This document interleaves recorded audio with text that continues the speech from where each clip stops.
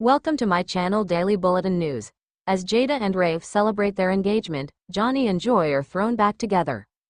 On today's Days of Our Lives, Jada happily says yes to Rafe as the hospital staff looks on with smiles. They applaud as Jada and Rafe kiss. Back home, Javi's munching on snacks when Gabby comes home, removes her ring and tells him she and Stefan are getting a divorce. He packed up and left with just a goodbye letter for EJ. There's nothing left for them. The papers are signed, and once they're filed, her marriage is done. As Javi and Gabby hug, Rafe and Jada get home, excited to share their engagement news. Gabby puts on a brave face and congratulates them as Rafe introduces Javi to Jada.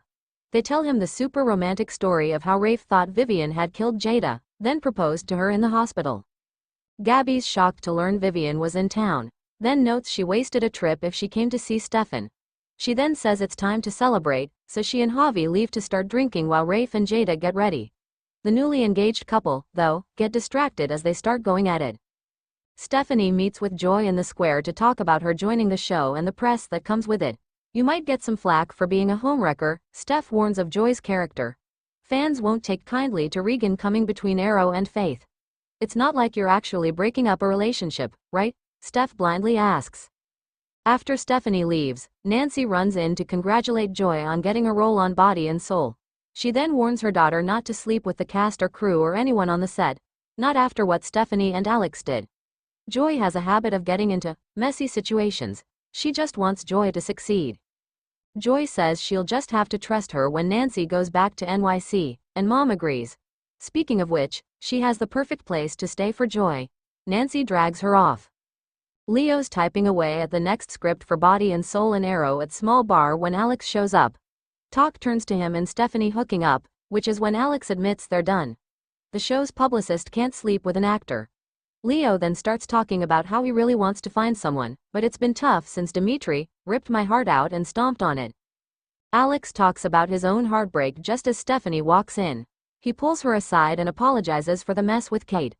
That's when Steph admits she only said she didn't want to sleep with him because she thought he was sleeping with someone else.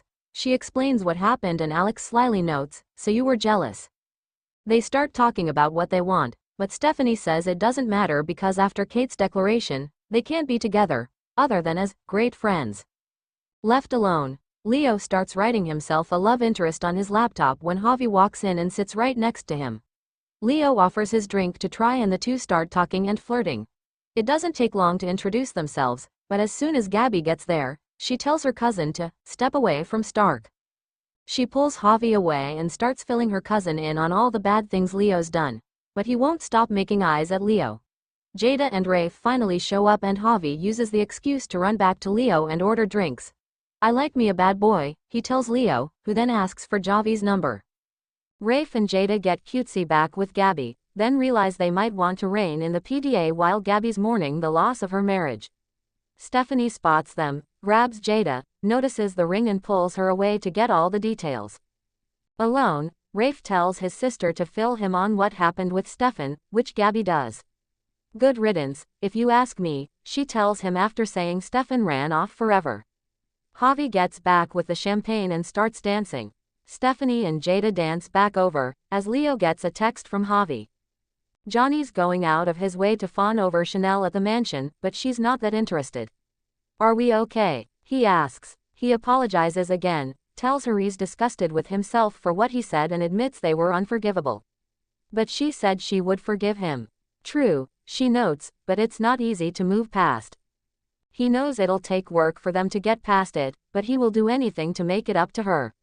She's angry, but Chanel isn't ready to throw out their marriage over some ugly words. Plus, it's not like either of them actually cheated on each other. He says he has something to tell her, flashes back to Joy giving his ring back and chickens out and promises he won't do anything so hurtful to Chanel again.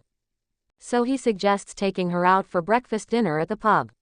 Chanel gets ready as Johnny looks panicked. They get to dinner and Johnny thanks his wife for his surprise party, and he's sorry he didn't get to enjoy it. As things are going well, Nancy and Joy walk in and join the two, much to Johnny and Joy's discomfort. Nancy asks Johnny to show Joy some special attention, since he's the director. She then asks if anyone's seen Roman, because she wants Joy to rent a room there. Before they can leave, Chanel invites mother and daughter to dinner with them, while making continuous happy remarks about getting to know the woman who's coming to steal my man. Johnny and Joy watch each other awkwardly as they eat bacon. Stay tuned and subscribe the channel.